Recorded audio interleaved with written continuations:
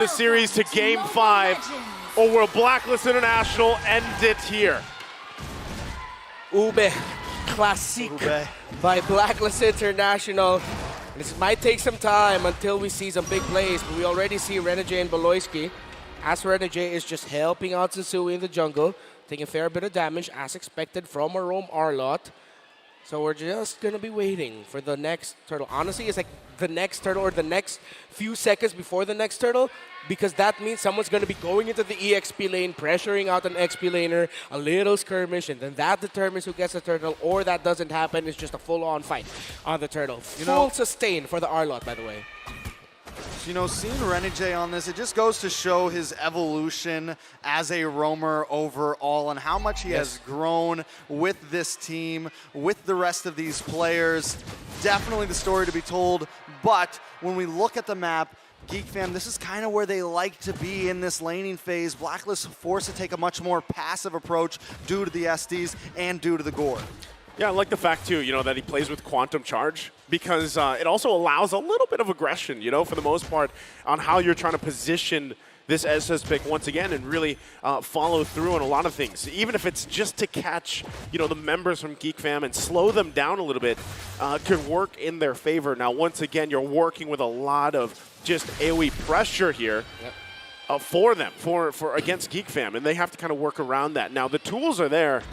We've seen them do it before, and even having, already exchanges. Beloyski, that's the thing. Ooh, the stun connects. Forced to use a flicker. Will be able to get away, but that will put Blacklist at an advantage for this first turtle. Yep, you and Edward helping each other clear lane. They want level 4s across the board. Aboy already level 4, Renegade. When he clears that minion wave, let's see if it hit 4. Who'll get this first turtle? Game number 4. Oh boy, gonna try to keep Edward away. Niall keeping close to the turtle. Beloyski looking for a little bit of an engage into the backside loop there as well. Beloyski gonna make his mark, gonna try to come in, but Niall takes it.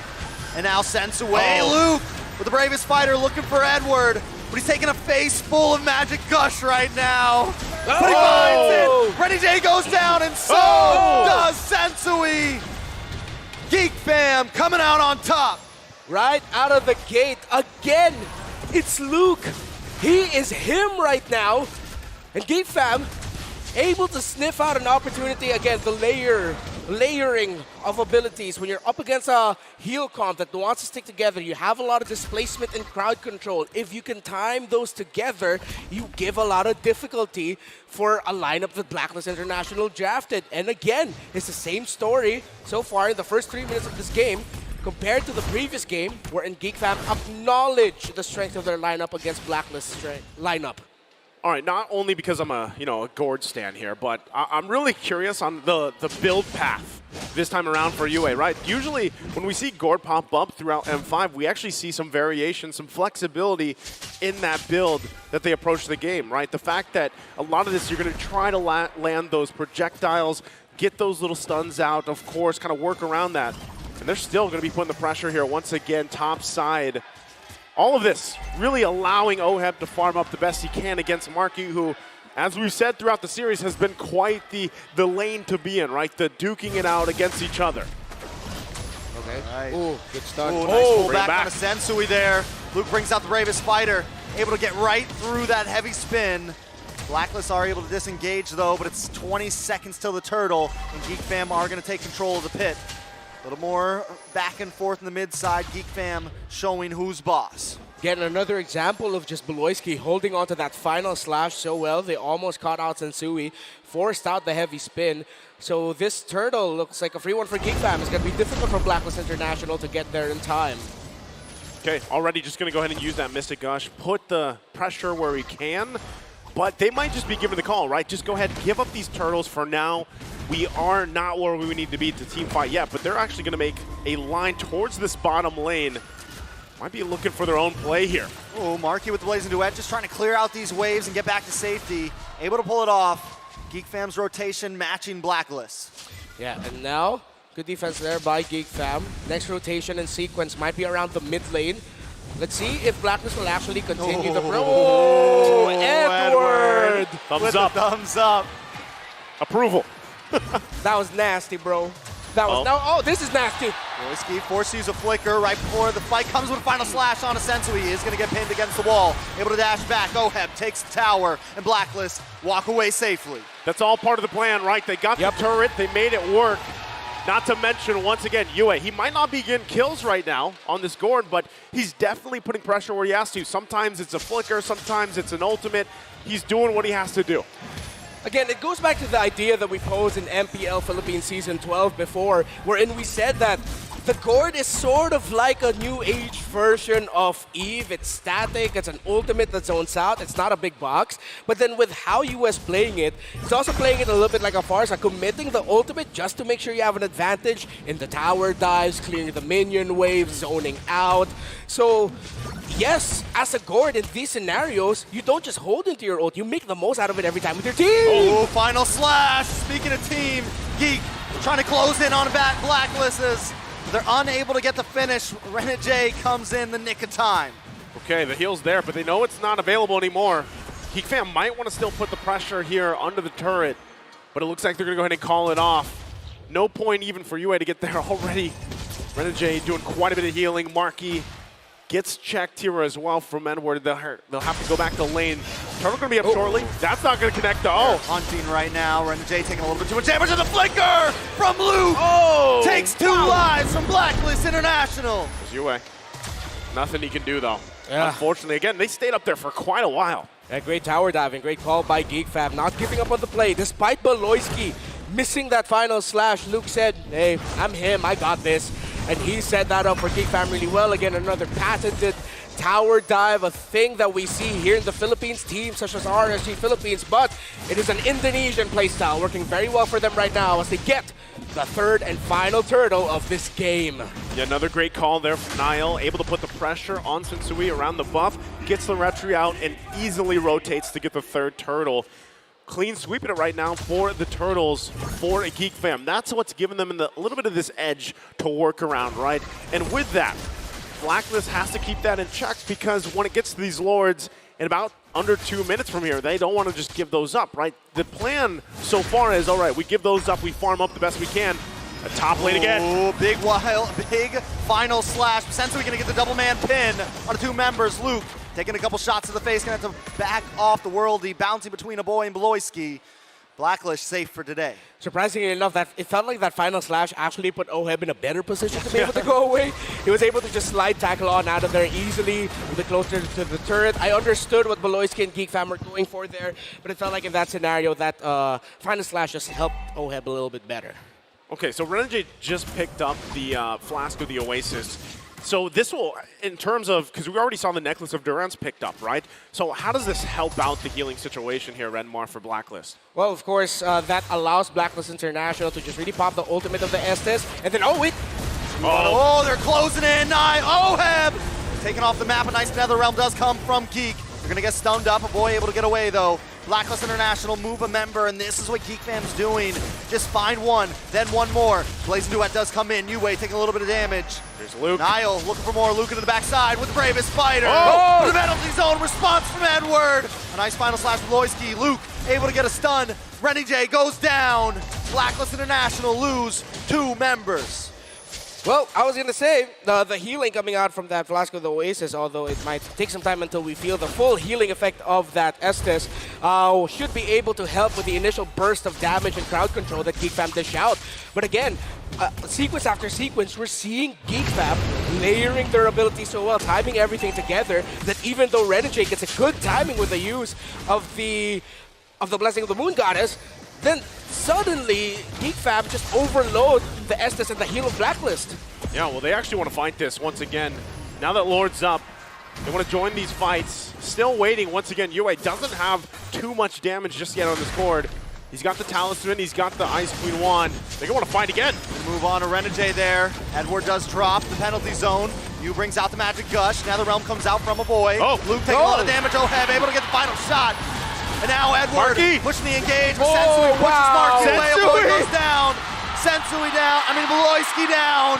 Two members of Geek Fam drop. Marky and Niall now on the defensive. Blacklist International with a nostalgic feeling of the last game. Turn things around. What a great positioning choice there from Sensui to keep Marky at bay. It's like he told Marky, I can spin better than you. We're both going to be spinning like tops.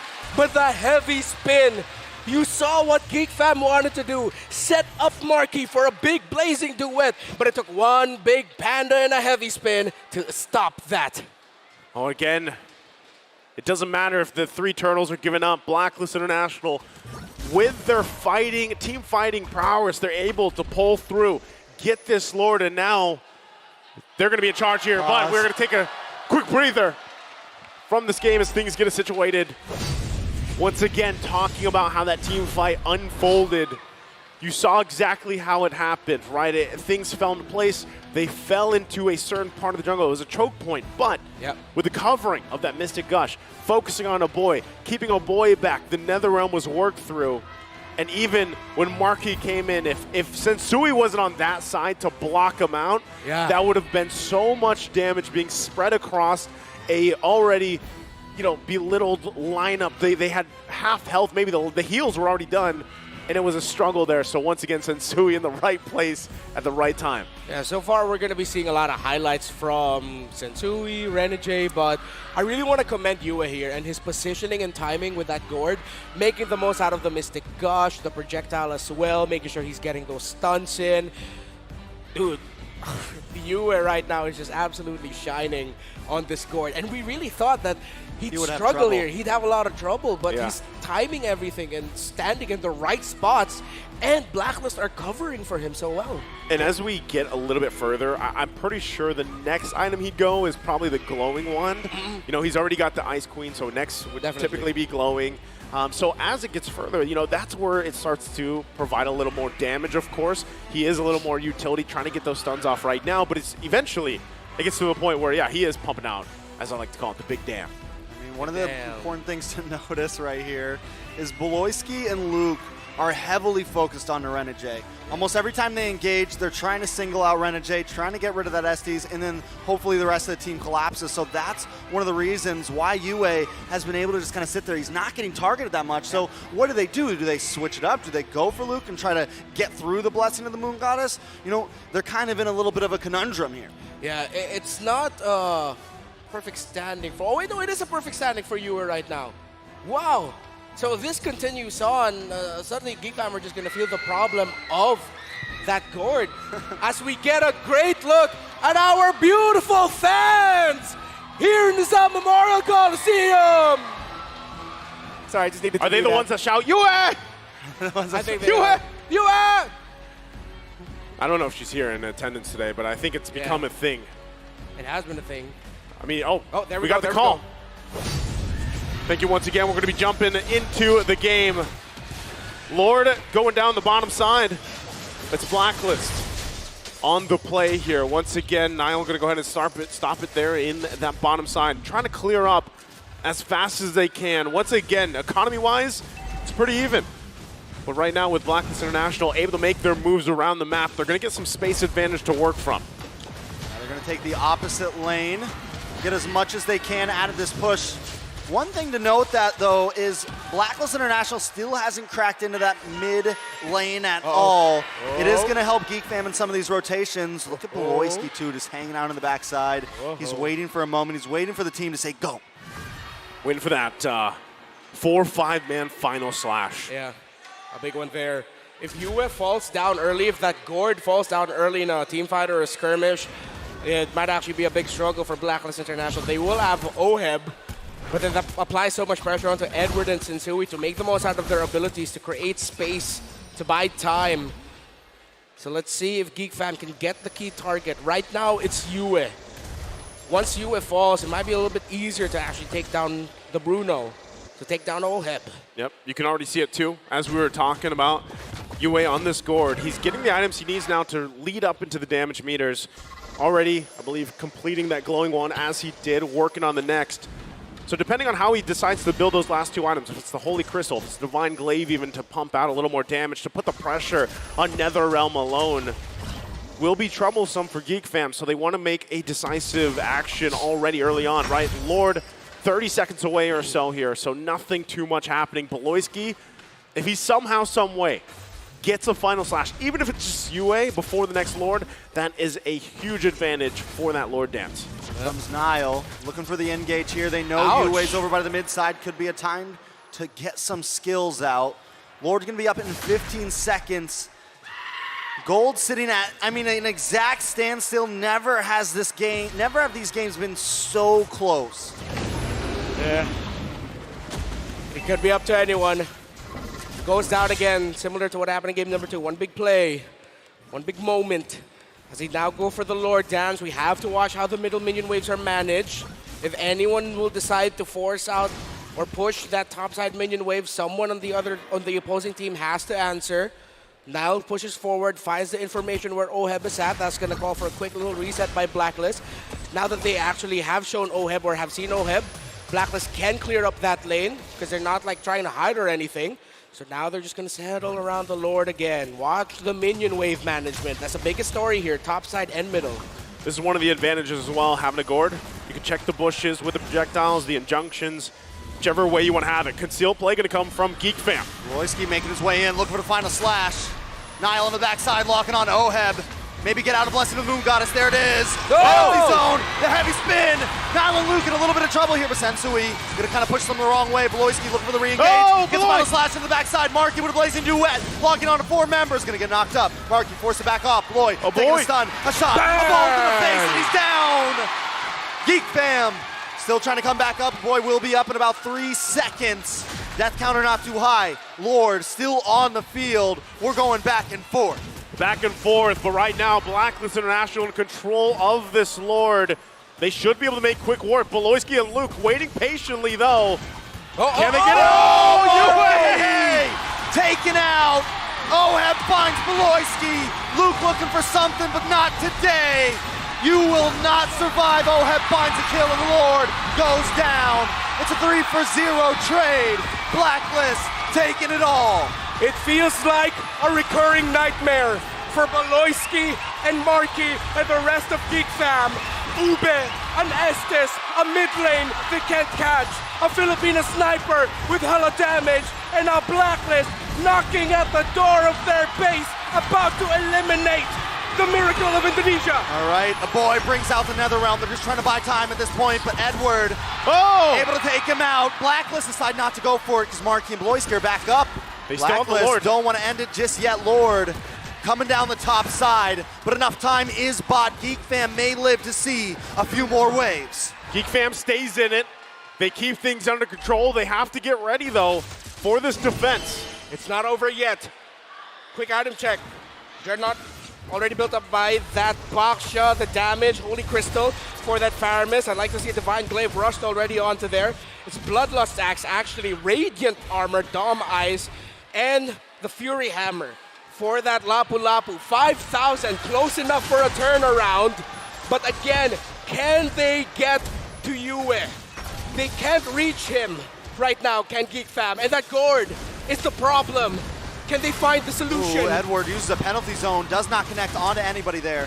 He does have time to try to get another one on Marky. Will be able to melt down this Lord, and Blacklist walk away. They're happy with the 2 turrets in the base. They still hold on to that one on the bottom side for Geek Fam, but Blacklist getting in position, making their way with the next waves that will be pushing in. We could possibly see another force and interaction from Blacklist. Geek Fam, once again, everything available. They have to be ready. Immortality is also going to be online here. Yep. They're making their way downtown, walking fast as Blacklist. Boy does take a stun. Nile trying to make his Beloyski! way around the map. Beloyski! Looking for something. For the blessing of the moon goddess, and Luke finds a stun. Edward trying to respond, but the magic does come from Yue. Sensui able to get the pin on Beloyski. The immortality pops, but the boy keeps going. Nile there as well. The boy able to find Oheb. Geek Fam coming out for the defense. But wait, Beloyski in trouble, gets another final slash. Can he dash away? He's buying time for his team though. Blacklist are hungry. 3 down, 1 down as well for Blacklist. A boy and Nile all alone against 4. Blacklist International know what's on the line here. Geek Fam as well. A few cannon minions, another wave, but it's 20 seconds until the rest of the team is there. Blacklist International trying to get the finish. Edward able to make the pin onto a boy. Niall against 4, but another wave of minions is coming down the backside. Geek Fam does have the defense. Blacklist trying to close it out. A dynasty may continue today. Blacklist International make it forward. The stadium erupts as Blacklist International continues on for the M5, taking out Geek Fam. The clock strikes midnight